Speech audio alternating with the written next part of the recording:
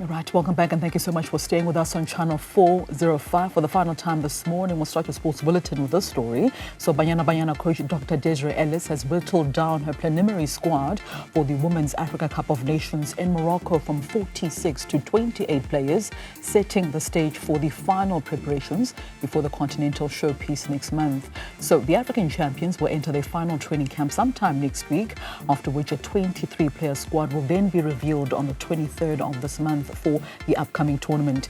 Let's speak now to the head coach of the side, Dr. Desiree Ellis of Banyana Banyana, joining us via Zoom this morning ahead of the start of camp next week. Des, a very good morning to you and thank you so much for your time. I sort of want to look back though on the preparation camps that the team had in the build-up, of course, to the final training camp, having played the likes of Lesotho, there was Malawi, there was the Three Nations series just not so long ago. Talk to us about the preparation phase. Are you satisfied with all the preparation phases ahead of this WAFCON tournament?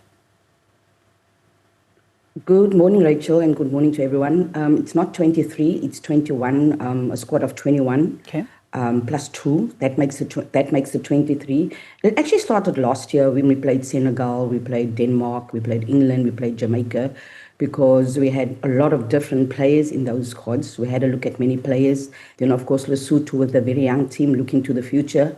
Malawi, and of course the Three Nations, and we got to see many players. We got to try out different combinations, but if we're ready now, then there's a problem. So this upcoming camp will also be key. It's the final camp where we're going to select our 21 plus 2, and that's been the had a look at so many players, and now we're finally down to the final 28 where we can have a look at the players and select our final squad to go and represent Banyana Banyana at WAFCON. Yeah, you mentioned a lot of African teams that you guys played, obviously Senegal being one of them, Burundi, during the World Cup qualifiers.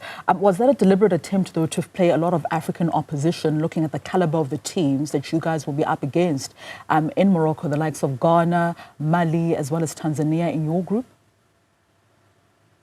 Well, we first went and played the likes of England and Denmark and Jamaica to really test the team. And then we came home, obviously, to play against African countries as well, making sure that we also get that feel of the physicality that they bring, the dynamism that they bring, because that is what we're going to face at WAFCON. So playing all those African countries was really important for us as well. And then, having this COSAFA sort of send-off with Zambia and Botswana, it was fantastic. And I think more of that should be done before tournaments where we, test ourselves against the COSAFA region that's, going to WAFCON. And thank you to COSAFA for, the tournaments for getting us ready for that. So it really helped us along the way. One of the players that will not be part of this camp, obviously, is Thembi Kgatlana. It was confirmed by SAFA just a few weeks back that she will not be part of this camp because of personal reasons. And I do understand that you're unable to, tell us what those personal reasons are. But how much of a massive blow is it, Des, not to have a player of Thembi's stature in this team, highly experienced, a senior player? Does that impact anyway your plans for the WAFCON without a Thembi Kgatlana in this Banyana Banyana team? Look, before I go any further, I just want to put this whole thing to bed. She sat down with myself and Safa, and while we're not happy that she's not available, as you know, she's one of the key players, but we understand the reasons, and I support her, and it is for her to give out those reasons if she wants to, not us. So I hope this chapter is closed now, so we can concentrate on the upcoming camp and of course the WAFCON. But of course, not having any of the players is a big thing for us. But we've always prided ourselves on teamwork. And if you look at the last WAFCON, Thembi got injured against Botswana, and we had to carry on without her. And other players stood up, and now it's an opportunity for other players to stand up again. We know she'll be back, for the next coming camps, but.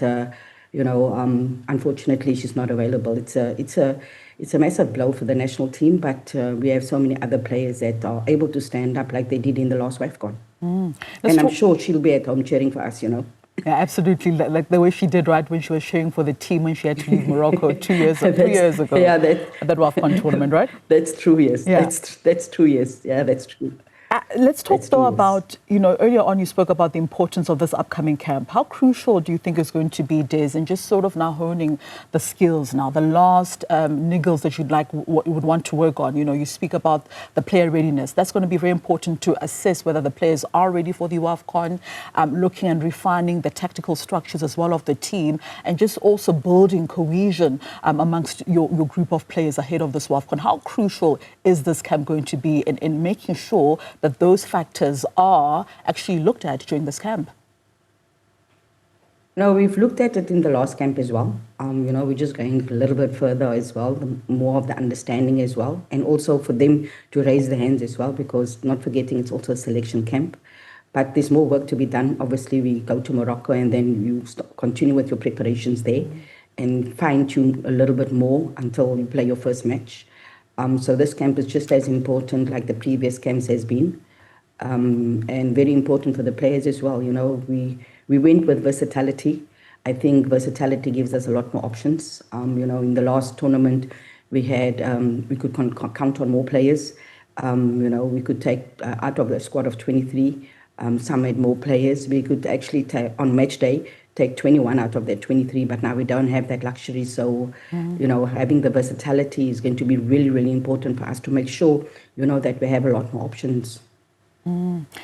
What is that selection process looking like for you now? You mentioned 21 players in addition to 2 more players, 23 altogether. What is that selection process looking like? Because earlier on you spoke about how players have impressed. They're raising their hands up. They want to be part of the team that heads on to Morocco. Let us in as to how you then choose your final 21 women's squad for this WAFCON. What factors are you looking at? Look, the biggest factor for us will be versatility, because we want to have more options. I think that is the key. We know the likes of Jermaine and Rafilwes and Linda and Bongekas, and so Rama has shown that she can be very versatile and play in more than one position. The same with Fikili and the other players. So that's really going to be key for us, because like we said in the last tournament, we lost Tembi and other players were able to stand up. We had COVID in camp and other players were able to stand up, and we learned from 2018 what we needed to do in 2022 and now what we need to do now. So this camp is going to be really important. Like I said, in the past games, we've played players in different positions and they've stood up and raised their hands. And, there's many, many players out there that have played really, really well this season, but we're looking at versatility more than anything for this tournament. So that's going to be the key factor. As we round off this conversation, Dr. Desiree Ellis, I want to talk though about what you think your chances are, the Banyana Banyana chances are at this WAFCON tournament. A lot of people are not speaking about Banyana Banyana, the defending champions of the WAFCON. You hear conversations about Zambia, being a favorite. Nigeria, rightfully so, they are one of the, impressive teams in the history of the WAFCON tournament. Morocco is also part of that conversation. But I haven't heard Banyana Banyana being part of conversations about whether they can defend the title in Morocco later on in July. What are your chances, you think, and do you think you should be counted amongst the teams to watch of this year's WAFCON? Look, Rachel, we're not going there just as the defending champions, but we're also going there as another country who's going there to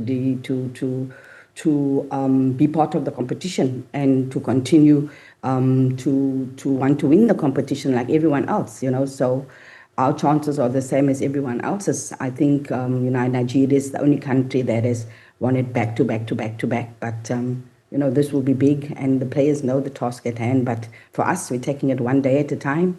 We're taking it one game at a time, and we're not looking further than the first game, because that is the most important at this moment. After that, we'll concentrate on the next one and the next one and so on, because it's key that we stay focused with the task at hand. But I think everybody that goes to this tournament, has the ambition of winning it, and we are no different.